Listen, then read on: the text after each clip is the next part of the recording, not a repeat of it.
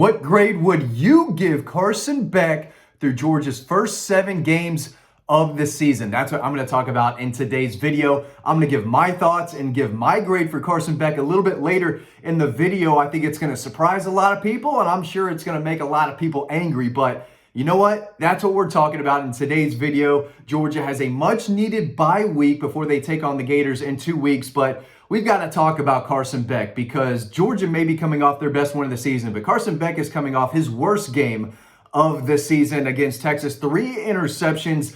Things aren't going well for him right now, and I think it's time to ask yourself, and this is really just a conversation video, can things get better, or is it really starting to be a concern? Can Carson Beck get the job done, really? That's what we're talking about.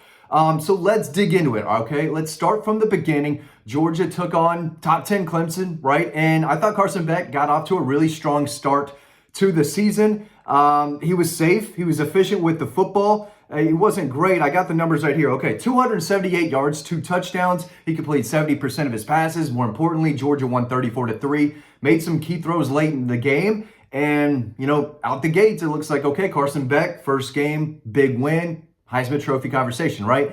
Tennessee Tech doesn't matter. Then they go to Lexington, and I don't know if this was the first red flag for Carson Beck, but it was a little red flag. Georgia goes up there. They only scored 13 points. The passing game was non-existent.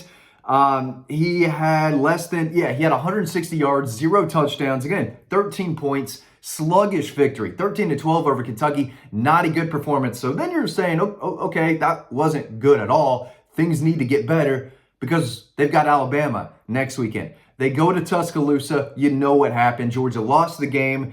He had some bad moments, but he also had some good moments. And I think if we're really trying to give Carson Beck a grade, 3 interceptions, a lost fumble, 4 total turnovers, but he erased a 28-point comeback, a 28-point deficit, right? So you've got to give him some credit for that. I know he threw the interception late to basically end the game after that, but he showed that this team can be down 28 points and they're still in it. And that's why I still think Carson Beck is good enough to lead this team to a national championship. I still think that. He was bad against Texas. He's got to play better. It hasn't been as crisp. It hasn't been as easy. He hasn't been as accurate as he was last year. He's got no alpha to throw to, and I'm going to dive in more of this, but the receivers have to get better, right? He knows that there is no Brock Bowers he can immediately go to if things go down. There is no Ladd McConkey that's somewhere open down the field, right? You know, he's got some good receivers, but that group has not been consistent at all. We could talk about Carson Beck being inconsistent because he has been. He's been way too inconsistent this year. So has his receivers.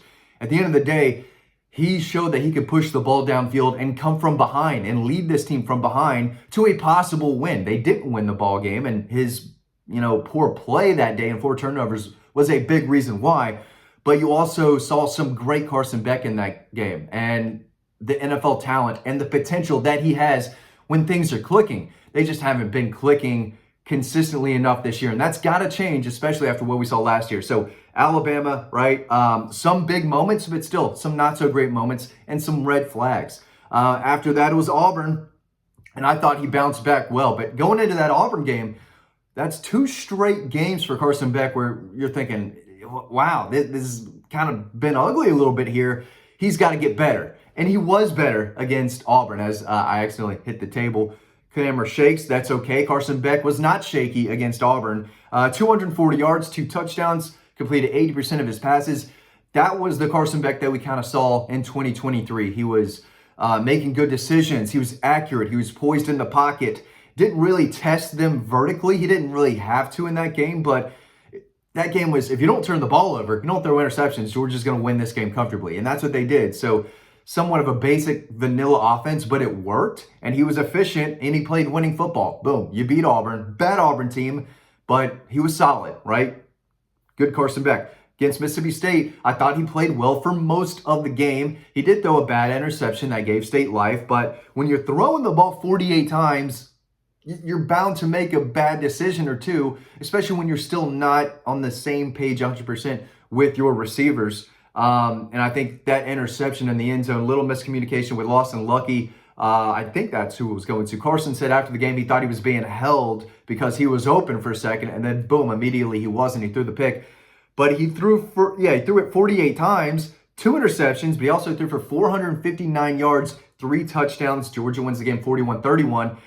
And when they needed a touchdown badly in that game down the stretch, he orchestrated a perfect drive and made the throws necessary to get them up by double digits. It's iced the game. Now, State ended up scoring a late touchdown to make it a 10-point game, but when they said, okay, let's end the game, go up 17, boom, it's over, Carson Beck led the team to that touchdown that they needed. And against Texas, you can say what you want. It was bad. He played poorly, a lot of drops, but too many bad decisions. I thought the first interception wasn't necessarily a terrible throw. It was a bad throw. It was a worse decision that made the throw bad because he should have never have thrown that ball into that tight window. He's not making that throw.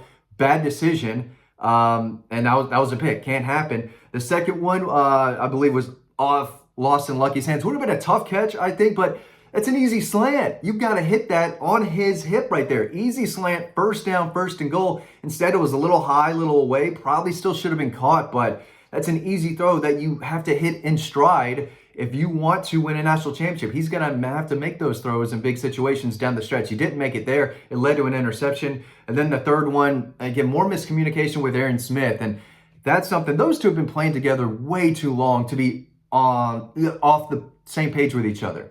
And I don't know if it was they were not on the same page with that interception. I just think it was, Aaron Smith and that defensive back just got into a little tussle. Aaron falls down. Boom. Pass interference, no pass interference, whatever. Carson and Aaron still need to have more chemistry. That's what I'm trying to say. And same with the rest of his receivers too. But against Texas, late in the third quarter, they're up by 8. They need points. And they've got their worst starting field position, and he drives them down the field. So, yeah, he was bad for most of that game, but he also led them on a touchdown drive when it mattered most. He made the plays with his legs. He's got 2 of them. He's got 2. So, with both of his legs, he was running, and he picked up that first down, late in the ballgame when they needed it. And he made the throw, what was it, 3rd and 8, 3rd and 9? Someone help me out. Back in their own end, I think he had Tom Lovett, or maybe it was Dylan Bell. I got to go back and watch the game more. It's still been kind of a crazy last couple of days. Then they hit the razzle-dazzle to Oscar Delp, and, it was a nice drive when they needed him the most. He didn't play well, but he came up big then. He came up big at the end of the Mississippi State game. He came up big in the second half until he didn't at the very end. But at the end of the day, I'm giving him a B-. And a lot of people are going to say that's crazy. Give him a D, give him an F. This guy stinks. There's a lot of Carson Beck haters out there. And listen, if you're troubled by his recent play, I totally get it. You can't throw 3 interceptions multiple times. 3 against Alabama in a loss. 3 against Texas in a win thanks to the defense. 2 against Mississippi State. He's turned the ball over too much. He's too inconsistent. He's not as accurate. He's not as sharp. He doesn't have that alpha go-to receiver. The receivers have to play better. He's been, playing on the road 3 tough times, close games this year. The Texas game wasn't necessarily close. It kind of was, I guess. But you know what I mean, I think, if I can get my point across. Some people are going to say B- is way too high, way too generous. I was going with the B- or C+, but at the end of the day, I think they can win a national championship with him. And that's why I snudged him right into an 81. I'd give him an 81 out of 100. If this were a first half test, I'd give him an 81. Would expect more. I thought heading into the season, what kind of grade would you expect to give Carson Beck heading into the Florida game? And I'd probably say if he's a Heisman Trophy candidate, B+, A-, somewhere in that range, maybe even better than that if things, were going perfect. But B-, C+, around that area. He's got to play better. He'll be the first to tell you that. And he's got to play better if they want to win a national championship game. Can he play better, or is this what it is? And he's not going to be able to get better. And this is the team. This is his mental focus right now. And the confidence maybe isn't as there as we saw last year when he did have Brock and Ladd. That helps the confidence, right? But I don't know. I still think he's good enough to lead them to where they want to go. Am I crazy to think that Carson Beck is the guy? I don't think so. I think it's a healthy debate, though, because there are a lot of people who I think are giving up on Carson Beck. I'm not, and I hope if you're watching this, you're not either.